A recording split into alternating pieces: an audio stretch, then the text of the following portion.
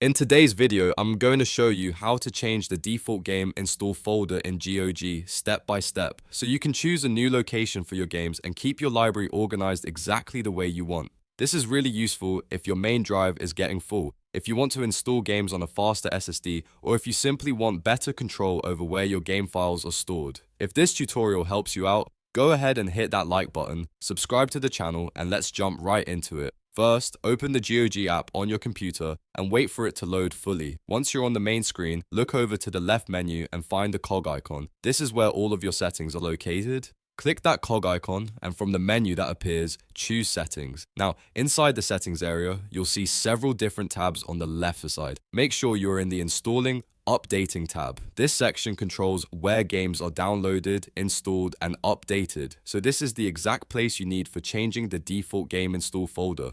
After you're in the correct tab, look for the game installation folder field. This is the path GOG uses as the default location for new game installs. Click inside that field or select the option next to it to change it.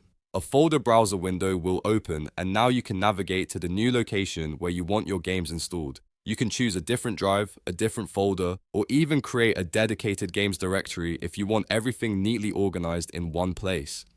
Take your time here and pick the location that makes the most sense for your setup. Once you've selected the new folder, click Select Folder to confirm your choice.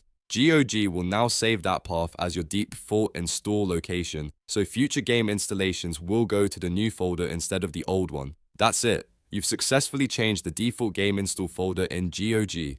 This is a simple change, but it can make a big difference when it comes to storage management and keeping your PC running smoothly. If this video helped, please remember to like and subscribe for more quick software tutorials just like this. Thanks for watching, and I'll see you in the next one.